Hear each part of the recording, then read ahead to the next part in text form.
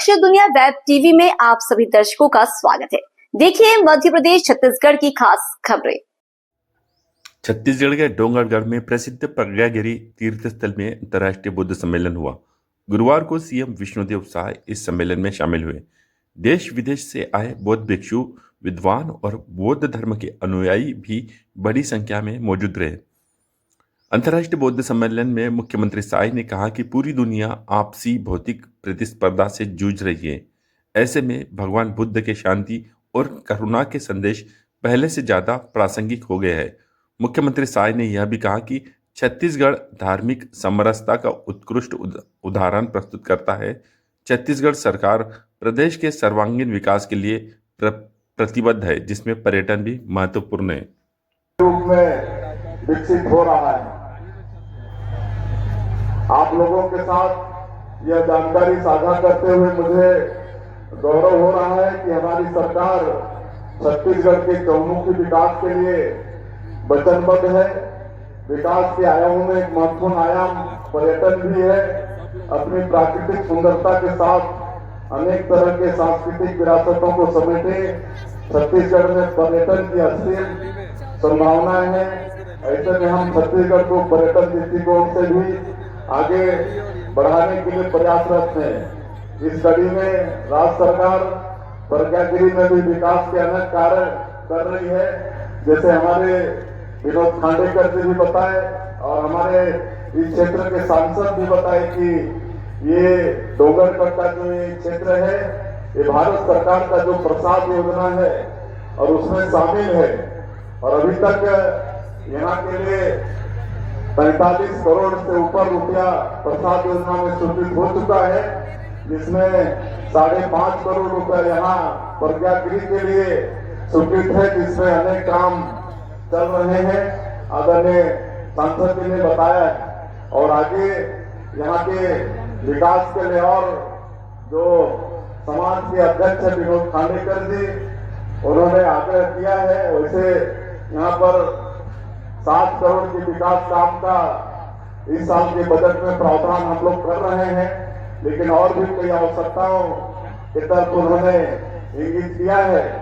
क्योंकि अभी आप सब लोग को मालूम है कि नगरीय निकाय और त्रिस्तरीय पंचायती राज का चुनाव चल रहा है, आचार संहिता है, तो घोषणा करने में पाबंदी है।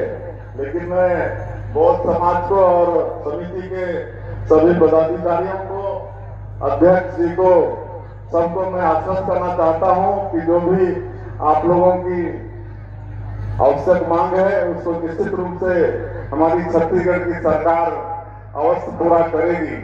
और ज्यादा मैं नहीं कहते हुए भगवान बुद्ध का आशीर्वाद छत्तीसगढ़ को हमेशा मिलता रहे, छत्तीसगढ़ में खुशहाली हो।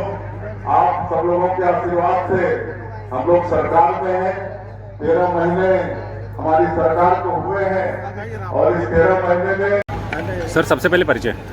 मैं दिलीप वासनीकर, विभागीय जांच आयुक्त हूँ। अंतर्राष्ट्रीय बौद्ध सम्मेलन की में भाग लेने के लिए आया था। यहाँ देश विदेश के सारे हैं ना जो भिक्षुगण यहाँ पर उपस्थित हैं और आज के कार्यक्रम में मुख्य रूप से अभी सीएम साहब का आना हुआ और हम लोगों को आज के इस सम्मेलन में हमारे बंधुगणों से बुद्ध के ऊपर बहुत सारे शिक्षाएं हैं ना मिली और एक संदेश है ना सब व्यापक समाज में गया है। अगर जीवन जीना है तो बुद्ध के तरीके से जिए और बुद्ध का जीवन ही, उनका मार्ग ही सत्य का मार्ग है और कल्याण का मार्ग है। बहुत बहुत बधाई और शुभकामनाएं। प्रतिवर्षानुसार यहाँ पर अंतर्राष्ट्रीय बौद्ध महोत्सव होता है और जिसमें हम लोग आते हैं और यहाँ पर यह आयोजन आदरणीय विनोद खांडेकर जी की अध्यक्षता में होता है। आज के कार्यक्रम में इस प्रदेश के यशस्वी मुख्यमंत्री आए हुए थे। बहुत सफल रहा और सभी को भगवान बुद्ध का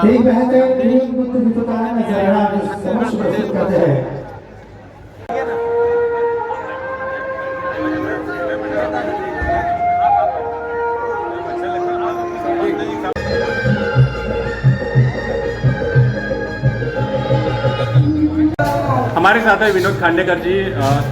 32वां अंतर्राष्ट्रीय बौद्ध सम्मेलन जो कि डोंगरगढ़ में आयोजित हुआ है आज और कई गणमान्य नागरिक भी उपस्थित थे, समाज बंधु भी उपस्थित थे और मुख्यमंत्री विष्णु साय जी भी इस कार्यक्रम में आए थे। विनोद जी, चैनल में आपका बहुत बहुत स्वागत है। क्या कुछ खास आयोजन रहा है आज का? डोंगरगढ़ में प्रतिवर्ष अंतर्राष्ट्रीय बौद्ध सम्मेलन का आयोजन किया जाता है। ये 32वां वर्ष है कि लगातार हम यहाँ पे अंतर्राष्ट्रीय बौद्ध सम्मेलन का आयोजन कर रहे हैं। आपकी जानकारी में ला दूँ कि यह सम्मेलन तो 1993 से लगातार चलते आ रहा है।